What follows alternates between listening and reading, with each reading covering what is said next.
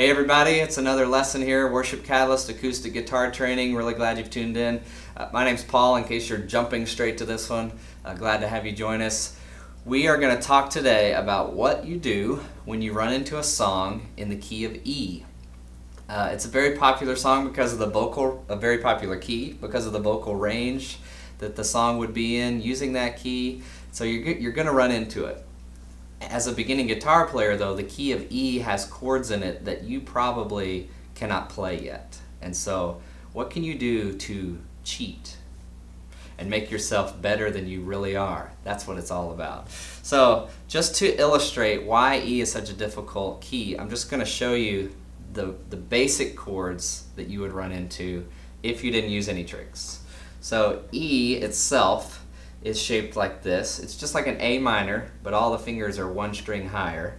So you have your middle finger on the A string, you have your fourth finger on the D string, both in the second fret, and then you have your pointer finger in the first fret on the D string. And so the full chord is all 6 strings played just like that.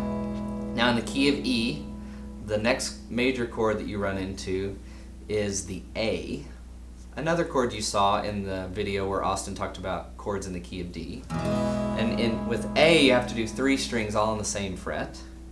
And I cheat a little bit. You may or may not be able to do this based on the size of your fingers, but I do 3 strings with 2 fingers. And so right there, the D string, the G string, and the B string are all being pressed by my 2 fingers. To get a full A string, you can also add that 4th finger in there. I just get a little bit crowded and I don't like to do it, so I never have. My dad has really big fingers. That's how he showed me to do it, and even though I have little skinny fingers, I've made it work over the years. So a full string A, a full chord of A, and you don't play this E string on an A chord, just 5 strings. Now then the next chord you would run into is a B, and this is where it starts to get interesting. The B chord, normally the way they show beginners to do that is to play this string, the E string, in the 2nd fret, and then you would have your pinky finger on the B string in the 4th fret, your ring finger on the G string in the 4th fret, and your middle finger on the D string in the 4th fret. Okay? So this is the B, starting with the D string, and that's really hard to get to quickly. And it also leaves the root out, so it's not really even a true B chord, it's just what they show beginners to do to begin starting to learn that. To really get a full B chord, you actually have to play a bar chord and do all these strings with 1 finger, and then you would do 3 over here. Again, not easy to do. So when I play a B, I actually cheat, and I'm thankful I have a flexible pinky. I flatten it out and do 3 strings with my pinky like this and bar behind it. And you can see that's really ugly. See how red my finger is and how hard I'm having to press? And even then it just doesn't sound all that great. But that's the way I can do it quickly during a song. I don't want to have to do that. The next chord's not that much better. That is the minor chord that you normally run into in E, and that is C sharp minor. And that's up here where you play the E string in the 4th fret, the B string in the 5th fret, the G string in the 6th fret, and the D string in the 6th fret. And there you have a C sharp minor. You play 4 strings. Again, that doesn't include the root. To really get a true C sharp minor, you need this note right here on the A string in the 4th fret. So you have to, again, do a bar chord, do all the strings with this finger, and then play 5. Not super easy for a beginner. So then, what do you do if you run into E and you can't play B? Oh, that just doesn't sound good. C sharp minor is a little easier, but still hard to move around because I got to go from here to A to E. It's tough to do. So one thing you can do is something that Austin showed you in the capo video, and that is you can change the key of the guitar by putting the capo in the 2nd fret and playing with the chords from the key of D. So now, to play an E, I actually play the D chord. And you can check out the video where Austin shows you all of the chords in the key of D. But basically, capo on 2, and then you can play an E this way, a B this way, and an A this way, using those fingerings from the other key. But E has some really great sounding open chords that I would like to show you. So I'm going to start with some of the chords you could play in the basic positions that take away the need for this bar chord. The E is still the same. You've got these 3 strings pressed, the A and the D string in the 2nd fret, and the and the G string in the 1st fret. Now, so that's the E major chord, all strings.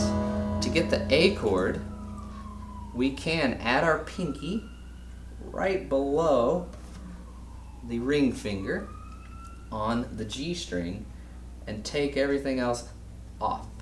These 2 fingers can be removed, and that becomes an A2, which is something that Austin showed you when he said he likes to sometimes not put this finger down. He's playing an A2 chord.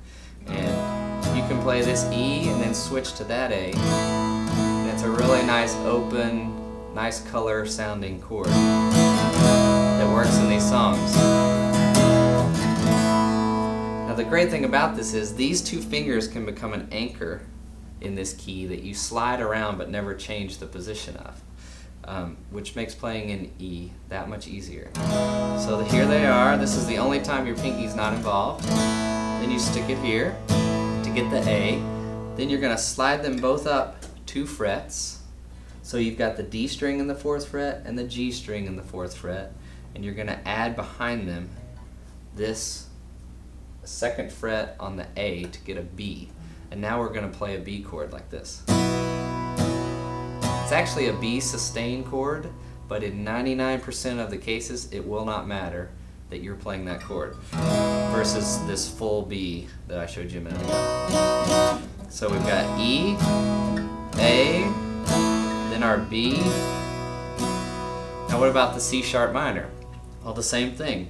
We push these 2 fingers up 2 more frets. They're still on the same string, they're still in the same position relative to each other.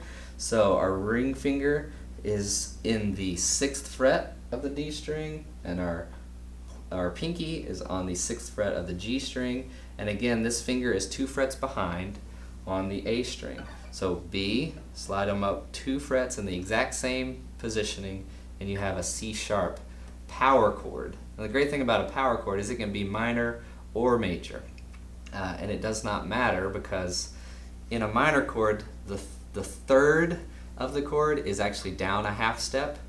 And in a power chord, you don't play the 3rd, so you just kind of ignore whether it's major or minor. That's why so many guitar players play power chords, because it's another way to cheat.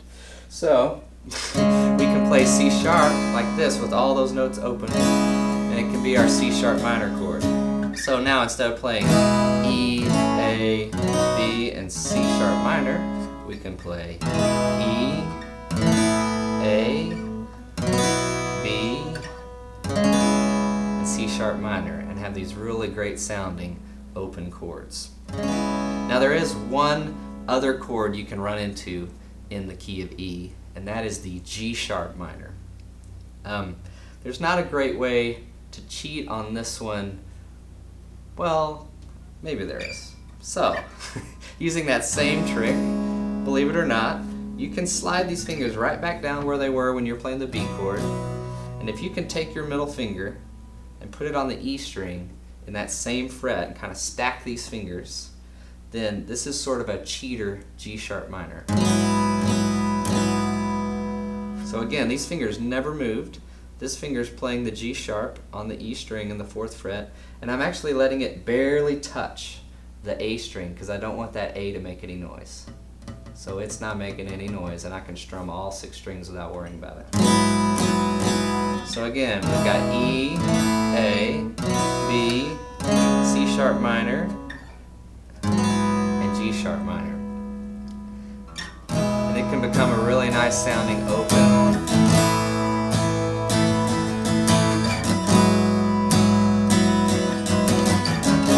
I'm just making this up and moving around on the different chords.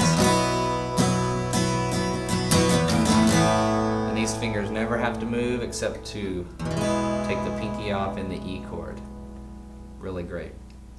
I'm also going to show you some more great sounding E chords up here a little higher on the neck so that you can vary within the same song how that is feeling and sounding. Maybe you want to start a verse with a lighter sound, a sound that's higher up the neck, and then when you get to the chorus or the bridge and you want it to have more energy and more of a full sound, you can go to playing these other chords. And that way you can mix it up even within the same song. So watch that video to see what I'm going to do higher up the neck. But practice those E chords, those open E chords, and it'll transform how you play in the key of E.